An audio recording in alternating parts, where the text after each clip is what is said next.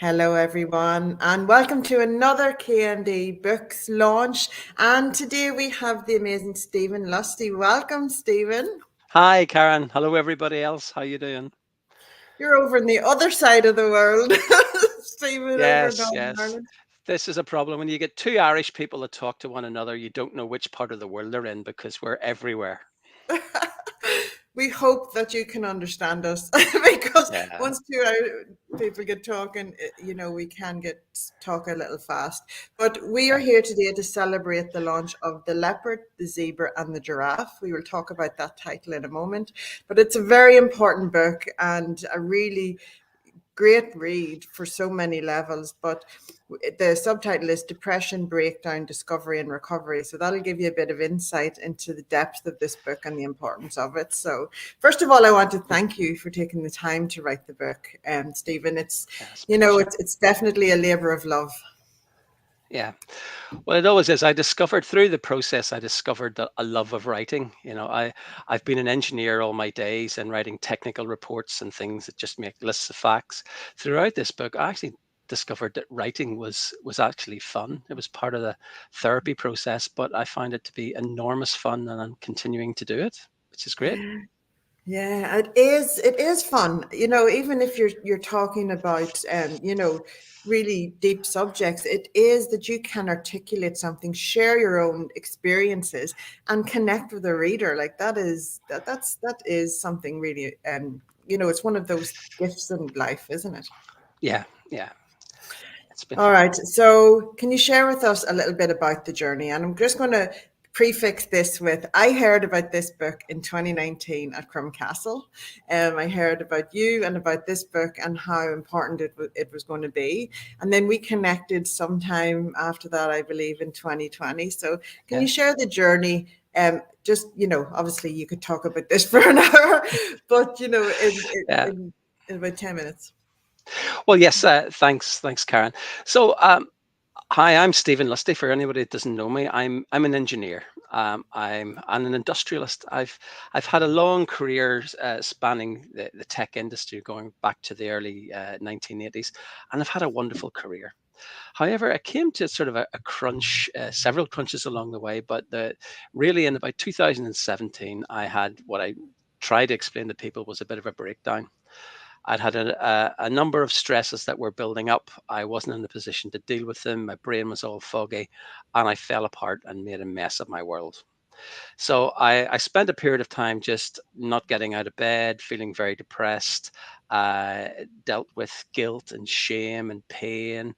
And I began to say, well, what skills have I got? I got to get out of here. I got to get out of this mess that I'm in. And how do I go about that journey? So I'm an engineer. So the first thing you do is you make lists, you make spreadsheets, you make lists. And even though my brain wasn't working particularly well at that time, and I began to say, right, okay, I'm going to get better. How do I go about this process? So what the good thing about being an engineer, being an industrialist, is you know that you can never do everything yourself. So looking out for experts, for people, for help, and I reached out to several people. My GP, obviously, a fantastic counsellor in County Antrim called Brian Rock, and I went to see them, and I did. A lot of listening, a lot of thinking, and saying, right, I'm going to get better along this way. So I began to go through that process to understand how on earth did this happen. I've dealt with many hard things in my life, dealt with many difficult situations, all been able to do it in flow. How did this happen? So slowly I started off by learning about myself. I've in multinational corporations, you get asked to fill in a report on yourself every 6 months. You do Myers Briggs, all sorts of analysis to try and understand yourself, but it's never really for you. So I used in working with the counselors to find out about me, and they helped me knowing. They caught on really quickly that I was a self-learner, and they pointed me in the directions of things that I might look at. So I went through the process of learning about me, which I tell you what was the most enlightening thing I've ever done in my entire life. You think, oh my goodness, here, this is me. And I began to do different types of profile files. Enneagrams was the first one that I started with. I began to look and say, right, an Enneagram, for anyone who doesn't look at it, it's a sort of semi-scientific approach, but it's more analytical. It says, right, if you're you have a profile when you're normal, you have a profile when you're happy, and you have a profile when you're sad or under pressure. That explained an enormous amount to me. How I was a driven person normally, but when I was in good form, I was very kind and generous, and whenever I was in bad form, I was very ruthless and focused. And that explained a lot to me. First of all, that I wasn't actually mad, but this was the way it is. And then there was many, many other people like me in the world. So I expanded that, and I looked at other different areas, and I began to say, well, okay, what are what are the stresses in my life, and learned about drama triangles, and what is the impacts of lifestyle on your life. And that became quite dramatic. I found that I was never good with alcohol, and alcohol was causing me some problems, but I was using it. It wasn't really the real problem. My addiction was actually sugar. Sugar was making a mess of my sleep patterns. Sugar was wrecking me out. So I say, right, okay, don't drink any alcohol, minimize the amount of sugar, and exercise, etc. So then I began to look and say, well, where did this all come from? And I began to go back and look at the typical psychological profiles of, I now see where it came from, looking at the stages of development. I used Erickson's, but there's many other people profiles that you can use to understand where it came from. And then in the last part of the book, I began to look, how do I put all this together in a way that says, I've learned all this, but what can I do? How can I use the engineering term? How can I reprogram myself? How can I turn the dials? I now know who I was, who I am, where it came from, the drivers behind me, what makes me happy and sad and effective. But how do I turn this in a way that can reprogram? And I explored the various phases of meditation, which worked very well, of looking at the visual profiles of what you want your future to look like, hypnosis, which didn't work at all for me, which works for other people. And then how do you go and build your life a way to become the person that you always wanted to be? And I thought that was an interesting story. And I took notes along the way. And after a year, I was in a really good place, and I sat down and I thought, I'm back. I'm happy. I've started to give a bit back. I work a lot with Samaritans, which is a charity organization in the UK aimed with helping people that are in distress or feeling suicidal. And I had my kids, and one day I decided, you know what? I need to write this down and record it. So I began to write it down, and I began to record the journey just for me. And then I published a number of, or not published, I printed off a number of copies of what I'd learned, and I gave it to my family, largely for them to understand the journey that I had been along. And a couple of my friends asked to read it. And I was actually quite surprised that I was getting lots of feedback of, this is really good. It's really good for a number of reasons. Is that you've taken all the isolated things that the professionals, medical wellness and medical health professionals use, and you've integrated into a system. And engineers love that. So when I took, then expanded it, I gave my book to a dozen engineers. 11 of them loved it. One of them wouldn't read it because they didn't want to explore themselves. And then I gave it to half a dozen people that had been through some form of trauma. And they liked the story. This is a story of somebody that's been through a piece of trauma and grown and developed out of that and become stronger and better at that. So that was a stage where I was pushed, you have to bring this out and make it available. And I thought for a long time whether I would do that or not. Is this a private matter or is it not? And I began to realize that the more people touched me on the shoulder and said, can I have a chat? Can you tell me your story? Can you help me start my own journey? I felt that I needed to tell my story and bring this out to the world as opening your kimono and telling the world, I'm successful and happy now. I've been successful in the past, but I had a very bad time. And if you're having anything like this, here's some notes that might help you through your own personal journey. And that's why I wrote it, Karen. And now it's there, and with your help and the fabulous Tracy Regan, who's helped me with remove my Irishisms from my from my text. We now have something which I hope is readable and enjoyable. And along that story, I felt that it was necessary to tell the story of a person. So I told the story in ways of, there's bits of it are dark, there's bits of it are factual, and there's bits of it are filled with humor. And I think those together mix it through and make the story real for any reader. Absolutely, absolutely. And, you know, it's so inspiring to listen to you speak about that, Stephen. And your story gives people hope. You know, you can go through the darkness, but it doesn't have to define you for a lifetime. You know, it can actually, you can grow through it and become a Yeah. better person at the end once you do the work. It is the work. Yeah, yeah, and I mean this particularly at people. I try to explain the difference between mental health and mental wellness. Mental health is something very different. Mental wellness is something that we can all do. It's like if you go to the gym and keep yourself fit, you're less likely to have a heart attack. If you look after yourself emotionally and mentally, then you're less likely to suffer the stresses and anxieties that can reach us. But if you do pop over to the other side, then that's the time is to know when to go and seek professional help. But addressing 80% of the population with tools that they can grow with, that they can understand, and they can see a happier future for themselves is the goal that I've tried to illustrate that as a user, as opposed to a health professional trying to project their message, which is equally valuable, but sometimes it's harder for people to internalize that. Yeah, it's harder for people to connect. So that this book is filled with lots of knowledge, so that you can, you know, knowledge is key because it eradicates fear. I believe, you know, once you understand something, you don't have fear around it. But it's also you've had the courage to share your own personal scenarios, and there is inhibitions around that when you start to step into that arena. But you know, showing up and doing that, you will help people connect with you know with the journey. It's pretty amazing. We have a lot of questions to get through here, Stephen, so I want to make sure we get through them. Just Okay. before we go to the next one, the leopard, the zebra, and the giraffe, where did this come from? The leopard, what does it represent? The zebra and the giraffe? Well, it's a story. It goes back to I. This is the first time I've confessed it. I normally tell people they have to get to page 305 before they find out the title of the book.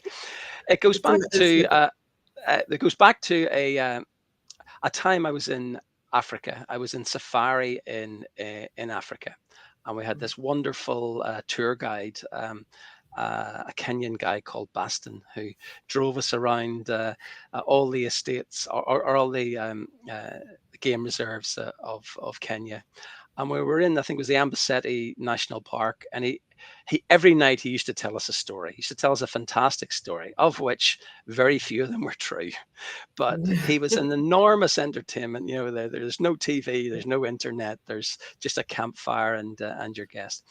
And he told us a story that in that particular national park, which I think was the Amboseli, the local people had cattle, and also the passage into manhood was to kill a lion.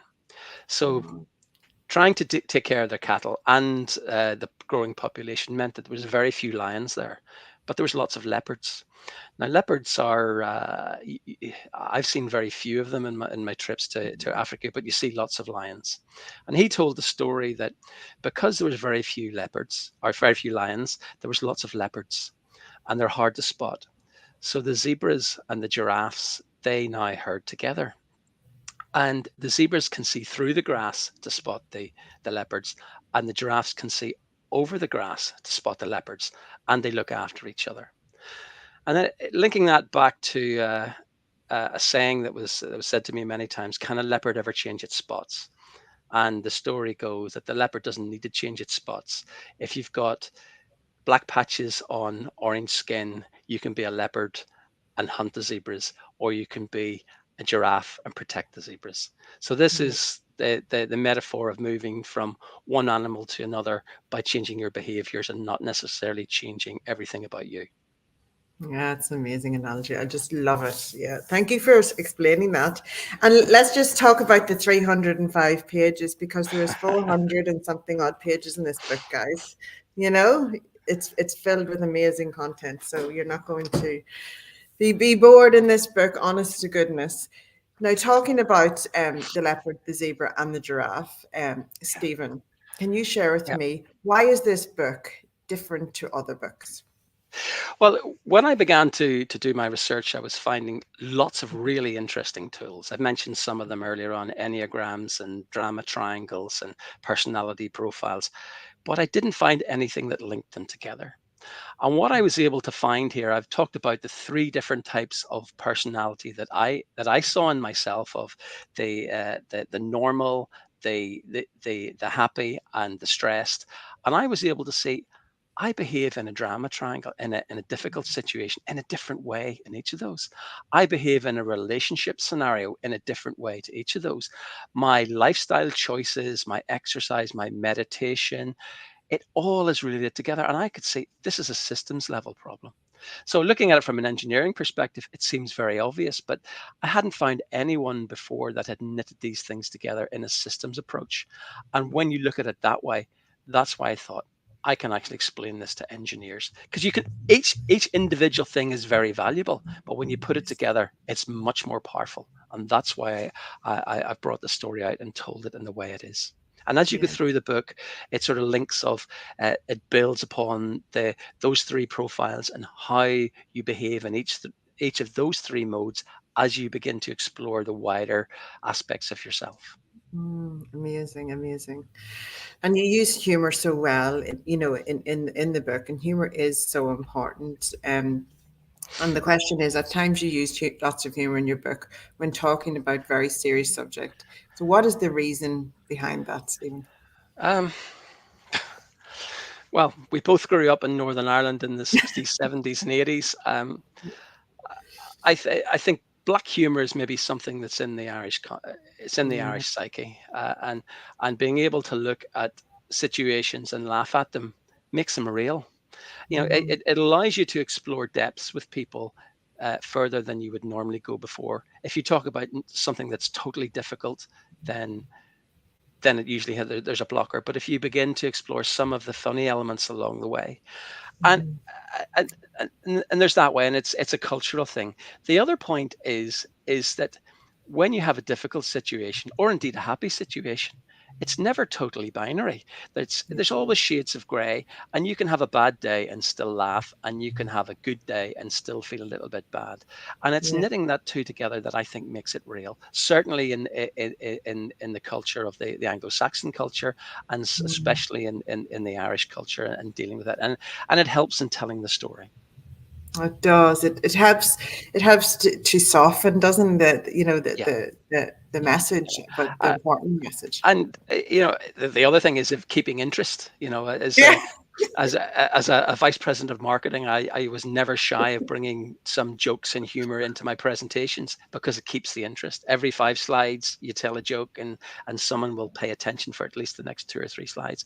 And it's that is entertainment is not the right word to use, but if you keep someone's attention, then you can get your message across, and Yeah. that's why I've included it.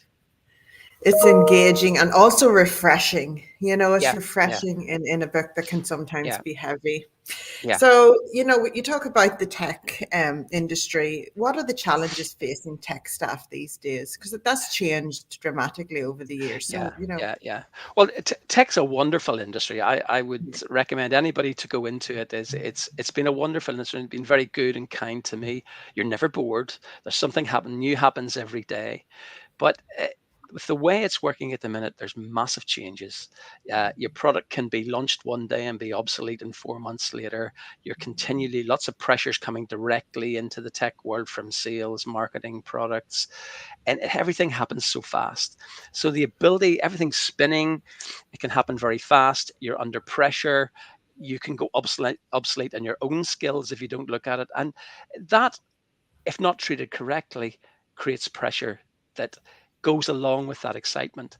And unless you can manage your ability to handle the pressure through normal resilience training or learning about yourself, as I've explained in your book, that will really help you be able to build and develop your career in a more comfortable way and to enjoy it more.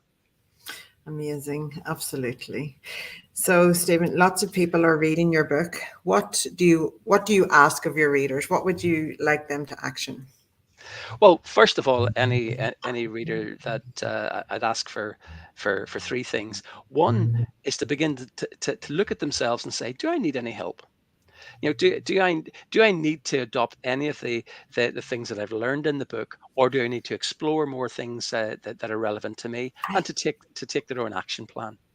Secondly, if anybody has any feedback for me, or things that they'd like to see, or things that don't work for them, then please tell me. I'd love to get the feedback. And thirdly, anybody I ever help, I say to them, right, and so what can I do for you? I says, nothing. Just whenever you're in a position to help somebody else, just put a hand out and do the same for them. So those are the three things I'd ask people to do. Amazing. Kindness is at the essence of that, Stephen. Yeah. Love it. What is next? What is next? What is going on next? Because this is more than a book. Yes, well, I'm still working as a professional engineer at the moment, but my plan is to take the concepts that I've learned here and to expand that out and make it scalable. Now, what does that mean from an engineering terms? Is I've developed a set of training courses that take people through that's not my journey, but allows them to structure and build their own journey. I've developed an app for allowing people to monitor themselves as they move through the day and check their moods, their behaviors, and relate that back to their own the three-pronged profile. And I'm starting to do lectures and trainings and consultancy on how you might build this into organizational teams and development. So it's a way of taking my career as a systems engineer and an commercial industrialist, and applying it into this world so I can scale it. That allows me. It's easy. I can talk one-on-one with people, but you can only do that so many hours a day. But if you make it available through books and training courses, then you can scale that out, and people can actually benefit from that. So that's what I plan to do next. You can reach more people and have more impact. Yeah. So will you keep us updated with all of these so that we can keep our audience updated as well? We'll pop it Of on course, your yes. designated page that will be live very shortly. Just out of nosiness, because I'm Irish and curious. How long did it take you to write this book, Stephen? And kind of what is your writing process? You were an engineer, Yeah. So what is that process for you? Well, they In I layman's terms. kept notes. So the first year after I had my incident, the first year after that, I didn't do very much. I I kept notes. I logged things, and I kept some notes of what I was doing. And then I realized that I'd got to the point that I was happy with. I said, right, I'm going to go and write things down. So being an engineer, I looked on it as a mini technical report. So I said, right, this book is going to be, 50 mini technical reports. So for each topic area, I created a structure. I said, well, what's the title of it? What are the key points that I want to bring across? How am I going to tell the story? What do I need to leave the people that are reading it with the answer? So I created a template with all these bullet points in it of the story with that, and then I just began to type. I said, right, and that's the bit that was different from me. Is it's not point one, how do I type it? I began to tell the story, and most of the books start with a little bit of a story. So I started to write the story, get attention, and make it real, put it in the context, and then I used the writing technique behind that. So I find that uh, I have some friends that are journalists, and I thought, if I do a day's writing, I can probably write about 5,000 words, and they go, what? 5,000 words? And I said, yeah, but it may need a bit of editing, and I can't do that every day. And I let it mull in my mind beforehand, and I think about the structure. And if I'm writing one thing and I think about something else, those little templates, I keep each template and I put a bullet point into it or something into it. So when I go to do that writing, I've got the framework already in place. So it's creating an overall framework for the book, creating an overall an easy, consistent framework for each of the chapters, and then just letting the creative process flow. That's the way that I've dealt with it. That's what I always recommend. Work with the framework. That is the bones, the skeleton of your book, and Yeah, then you can just add all the meat in.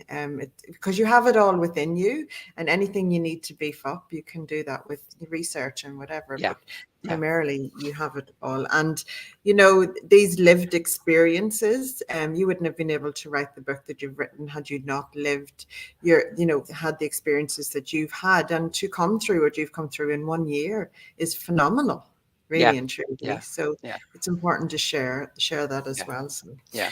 amazing. We've had a few people say hi. The amazing Andrew Dobbin said hi, so we get him on the screen here beside us. Hey, Andrew, great to see you both live, he said.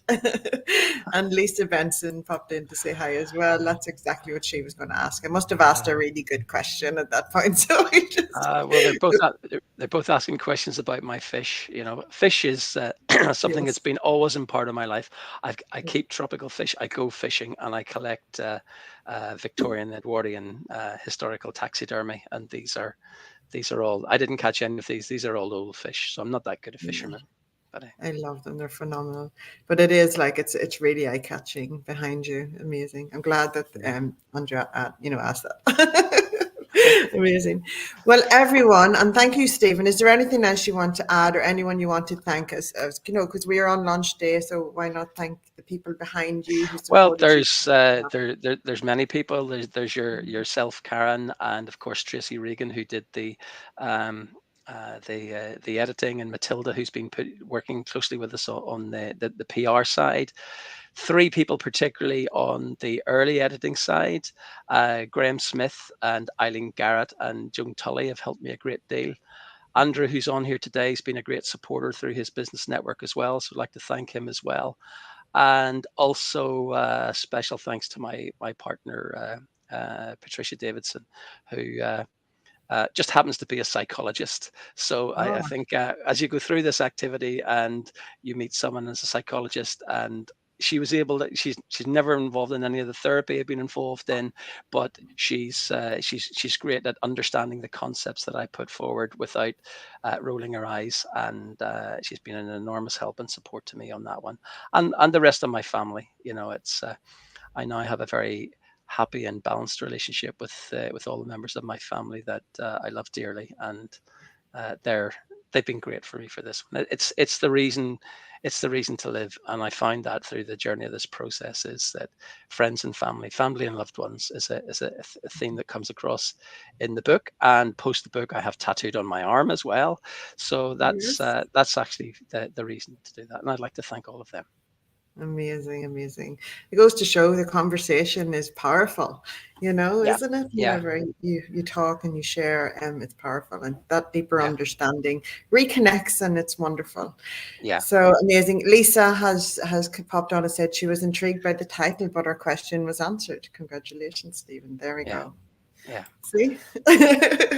The title is intriguing for this book. People, why That's you about that? we've just lost a book sale there because Lisa knows where the title comes from now, so she'll not buy it from me. Oh no, we just made her more curious for the content, isn't that right, Lisa? Yeah, Thank you so much, Stephen, for coming on for this launch day interview. Everyone, go to KMD Books, grab your copy. We deliver internationally, and you can also find it filtering out onto all networks, and it'll be in Australia, New Zealand bookstores. It's available to all of those at the moment, and we might even find it in some UK stores, Stephen. We could get out there. It's kind of, we'll get out there and get that sorted locally. we will absolutely. So I will see you on the other side. I'll come and join you guys in Ireland next week. Thank you so much. Please celebrate today the launch of this amazing book into the world, and we look forward to the journey and getting it out there into many people's hands. Thank you, Karen. Thanks everyone for joining us. Bye, guys.